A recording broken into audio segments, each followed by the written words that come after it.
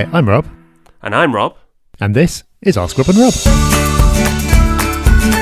Hello everyone and welcome to Ask Rob and Rob, the show where you give us the questions and we give you the answers. This week we've got a couple of cracking questions in from our wonderful hubbers. And those two questions did not arrive by carrier pigeon.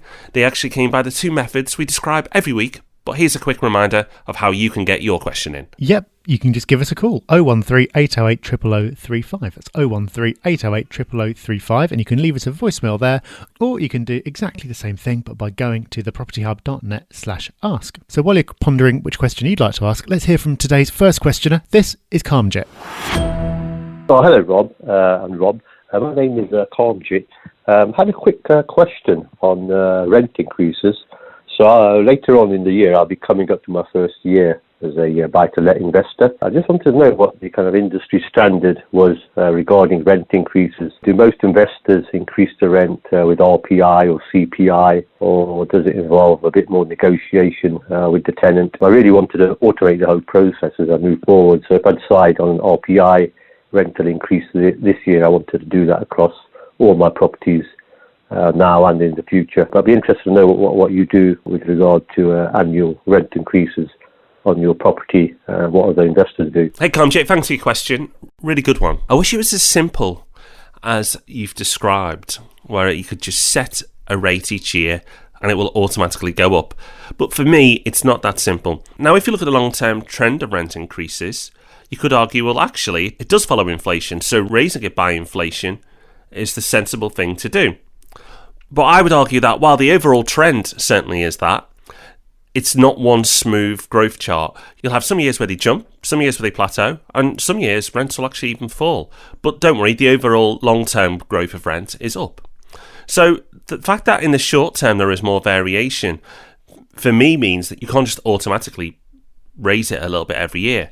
The market dictates on where your rents will be. And if the market in your particular area says it's at this level and your percentage level is higher than it, then you may struggle to rent it out. I appreciate that if you measure against inflation, it's unlikely to be a huge jump every year anyway. But for me, the solution to this is a simple process of an annual review of your portfolio, assessing the rents in your local area and deciding if you want to move them up. And of course, you may decide that you don't want to move them up because you've got a great tenant, something that we've talked about on the podcast before. Yeah, exactly. We're big fans of automating whatever you possibly can and really respect the principle of wanting to do that. Unfortunately, the reality, as it often is in property, is a little bit more messy on this one. But you can semi-automate it and only think about it once a year, as Rob suggested. Okay, on to our second question. This one's from John. Hi, Rob and Rob. It's John here. I've currently got a portfolio of 16 properties and I'm looking to get into refurbs. There are a couple of courses in Glasgow that show you how to source properties that need refurbed away from the standard places that advertise property, i.e. like Rightmove and Zoopla and that. It was just to see if you think that these courses are worthwhile to go on. They're £6,000.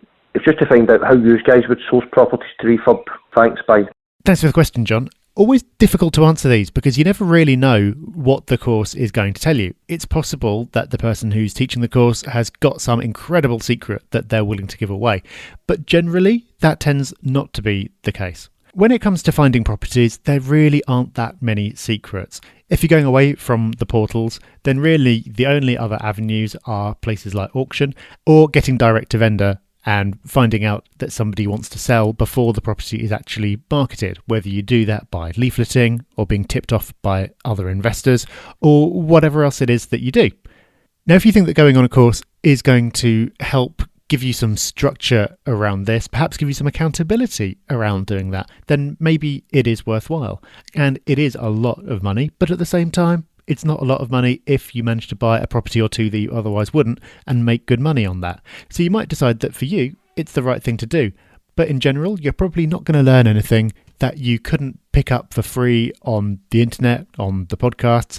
Really, it's just a case of getting out there and doing it.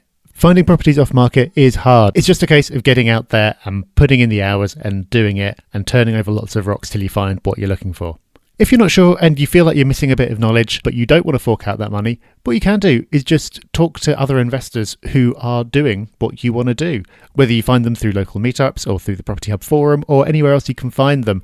Generally, people in property are happy to share their tips. Maybe there are investors out there who are finding more properties than they're able to take on themselves and would pass them on to you either for free or for a smaller fee than you'd pay for the course. So you can't give a blanket answer to a question like this. Depends how you learn, how you're motivated, what works well for you. But the general message is you just got to get out there and do it. Absolutely. The real learning is in the doing and networking, building that network, as Rob said.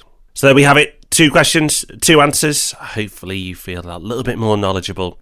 You're certainly going to feel more knowledgeable next week on Ask Rob and Rob because we've got a very special episode. So make sure you join us for that. And of course, on Thursday, we'll be back with the Property Podcast. So until those 2 marvellous events, we wish you well. Take care. Bye-bye. Bye-bye.